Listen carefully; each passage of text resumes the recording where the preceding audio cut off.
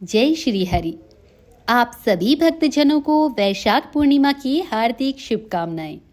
आज की वीडियो में सुनेंगे वैशाख माह की पूर्णिमा व्रत कथा और साथ में जानेंगे इस दिन पीपल के वृक्ष की पूजा का विशेष महत्व होता है, तो कैसे करें पीपल के पेड़ की पूजा जिससे माता लक्ष्मी की कृपा आपके ऊपर सदैव बनी रहे।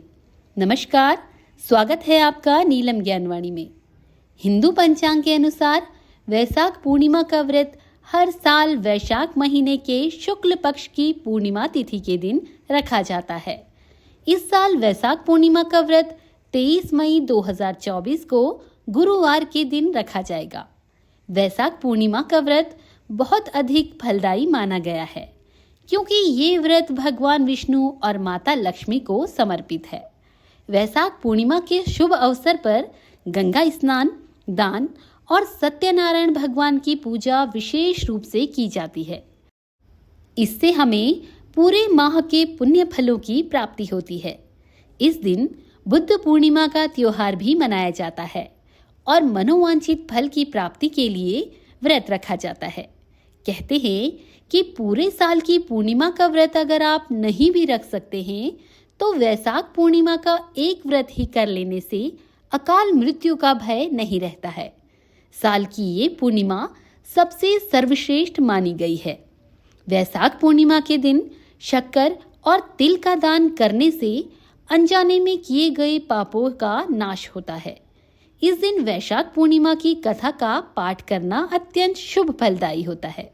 वैशाख पूर्णिमा की कथा के साथ साथ सत्यनारायण भगवान की कथा भी जरूर पढ़नी और सुननी चाहिए।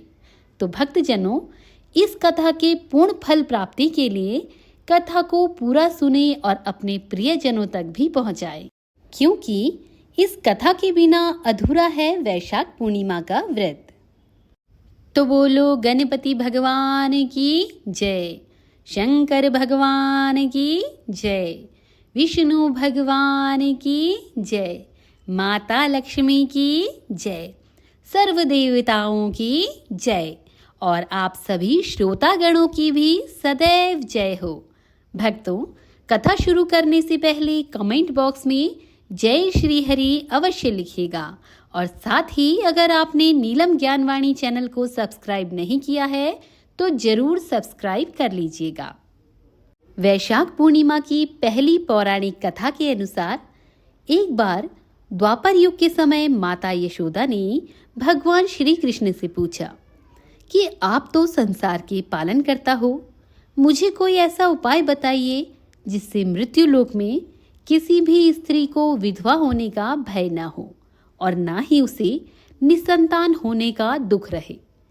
तब भगवान श्री कृष्ण ने अपनी माँ से कहा कि मैं आपको एक ऐसे व्रत के बारे में विस्तार से बताता हूँ जिसको करने से सुहागिन स्त्री को संतान की और सौभाग्य की प्राप्ति होगी। कांतिक नामक नगर में राजा चंद्रहास्य नामक एक राजा रहता था। उसी नगर में धनेश्वर नामक एक ब्राह्मण व्यक्ति अपनी पत्नी सुशीला के साथ रहता था। इसके पास धन दौलत की कोई कमी नहीं थी, परंतु ब्राह्मण को कोई संतान नहीं थी, जिसकी वजह से दोनों पति पत्नी बहुत उदास रहते थे। एक बार उस नगर में एक साधु आता है जो घर घर जाकर भिक्षा मांगता है, लेकिन वो साधु धनेश्वर के घर में भिक्षा मांगने नहीं जाता है। इस बात को देखकर सुशीला और धनेश्वर बहुत दुखी हो जाते हैं और साधु से पूछते हैं कि वो सबके घर में भिक्षा मांगने के लिए गए, लेकिन उनके घर से भिक्षा क्यों नहीं मांगी। तब साधु कहते हैं कि तुम निसंतान हो और निसंतान के यहाँ से भिक्षा लेना पतितों के घर से अन्न लेने के समान होता है। मैं ऐसा करके पाप का भागीदार नहीं बनना चाहता। साधु की बात सुनकर दोनों बहुत दुखी हो जाते हैं और साधु से पूछते हैं कि साधु महाराज, ऐसा कोई उपाय बताओ जिससे हमें संतान की प्राप्ति हो सके। तब साधु ने उस दंपति को 16 दिन तक माँ चंडी के पूजन की सलाह दी, जिसके बाद धनेश्वर और उसकी पत्नी ने ऐसा ही किया। दंपति की आराधना से प्रसन्न होकर माँ काली प्रकट हुई और सुशीला को गर्भवती होने का वरदान दिया और कहा कि प्रत्येक पूर्णिमा को दीपक जलाएं। ऐसे ही सभी पूर्णिमा को दीपकों की संख्या बढ़ाती जाना जब तक 32 दीपक ना हो जाए। दंपति ने ऐसा ही किया।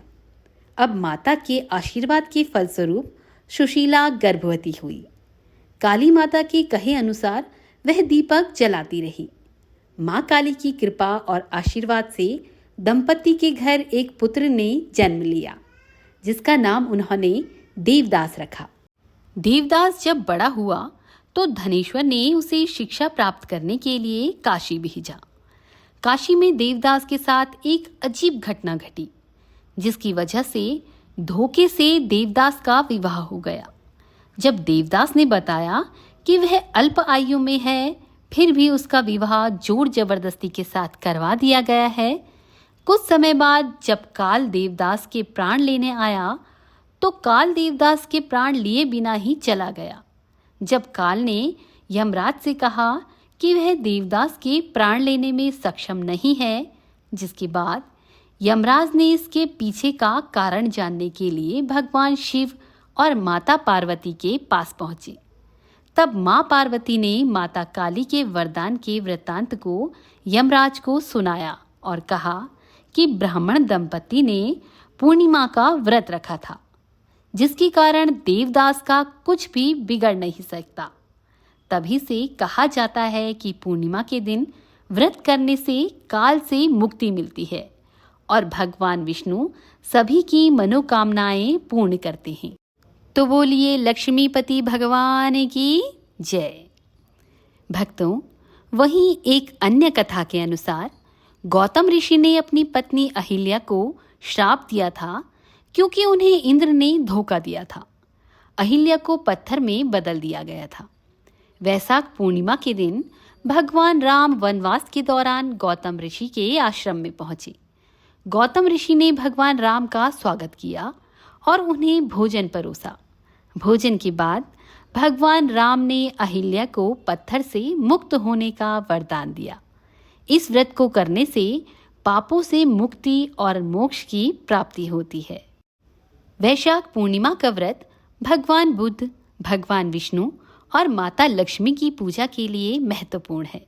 ये व्रत पुत्र प्राप्ति, धन प्राप्ति और मोक्ष प्राप्ति के लिए लाभदायी माना जाता है। इस व्रत को रखने से पापों से मुक्ति मिलती है और मन शांत होता है। इस व्रत के दौरान व्रतधारी को मांस, मदिरा, लहसुन, प्याज का सेवन नहीं करना चाहिए और दिन भर में जितना हो सके भगवान के नाम का स्मरण जरूर करना चाहिए। तो भक्तों, अब जानते हैं कि इस दिन किस विधि के द्वारा, किन मंत्रों के द्वारा पीपल के वृक्ष की पूजा करनी चाहिए, जिससे लक्ष्मी माता प्रसन्न होकर सदैव आपके घर में निवास करेंगी। तो देखिए, बुद्ध पूर्णिमा के दिन एक लोटे में जल भरकर उसमें थोड़ा सा दूध और गंगा जल मिलाएं। अब पीपल पर जल चढ़ाते समय अपने मुख को पूर्व या उत्तर दिशा में रखें। फिर वृक्ष की जड़ में जल चढ़ाएं। पूर्णिमा और शनिवार के दिन जल चढ़ाना विशेष लाभकारी माना जाता है। जब भी आप पीपल पर जल चढ़ाएं, तब इन मंत्रों का जप करें। आयु प्रजाम धनम धान्यम सौभाग्यम सर्वसंपदम देहि देव महावृक्षम त्वामहम शरणम गतः। अर्थात, हे पीपल देवता, आयु, संतति, समृद्धि, धन धान्य आदि सब कुछ आप मुझे दीजिए। मैं आपकी शरण में आया हूँ या आई हूँ। कुंडली में ग्रहों के अशांत प्रभाव के लिए पीपल पर जल अर्पित करना चाहिए। जल अर्पित करते समय शनि मंत्रों का जप करना चाहिए। मंत्र इस प्रकार है: ओम शन शनिश्चराय नमः। ओम प्रां प्रीं प्रौं सः शनिश्चराय नमः। बुद्ध पूर्णिमा के दिन पीपल के वृक्ष के नीचे अगर सायंकाल के समय सरसों के तेल का दीपक जलाते हैं तो उससे माँ लक्ष्मी की कृपा सदैव बनी रहती है। हर रोज अगर कोई पीपल की परिक्रमा करे तो शुभ परिणाम प्राप्त होते हैं। पीपल की परिक्रमा विषम संख्या में करना शुभ रहता है, जैसे 1, 3, 5, 7, 9, 11 या 108 बार करना सही रहता है। पीपल की वृक्ष की महिमा बताते हुए कहा है, मूल तो ब्रह्म रूपाय, मध्य तो विष्णु रूपिणे, अग्रतः शिव रूपाय, वृक्ष राजाय ते नमः। आयु प्रजाम धनम धान्यम, सौभाग्यम सर्वसंपदम, देहि देव महावृक्षम, त्वामहं शरणं गतः। अर्थात पीपल के अग्रभाग में भगवान शिव, मध्य भाग में भगवान विष्णु और मूल भाग में अर्थात पीपल की जड़ में ब्रह्मा जी निवास करते हैं। यही नहीं, इसके अन्य भागों में वसु, रुद्र, वेद, ज्ञान, समुद्र, कामधेनु के साथ ही कई अन्य देवी देवताओं का निवास माना जाता है। पीपल का वृक्ष लगाने और जल चढ़ाने मात्र से ग्रहों की शांति होती है। कुंडली में ग्रहों के अशुभ प्रभाव को खत्म करने के लिए पीपल पर हर रोज जल चढ़ाना चाहिए। राहु केतु के अशुभ प्रभाव को कम करने के लिए पीपल का वृक्ष लगाना चाहिए। कुंडली में यदि शनि का अशुभ प्रभाव कम करना हो तो पीपल का पेड़ लगाना और उस पर जल चढ़ाना चाहिए। तो भक्तों, ये थी वैशाख माह की बुद्ध पूर्णिमा की व्रत कथा और पीपल के वृक्ष की पूजा की विधि, मंत्र और उसके लाभ के विषय में जानकारी। उम्मीद है जानकारी आपको पसंद आई होगी। आज का वीडियो आपको अगर अच्छा लगे तो इसे लाइक और शेयर जरूर कीजिएगा। तो मिलते हैं अपनी नई वीडियो में, तब तक के लिए नमस्कार।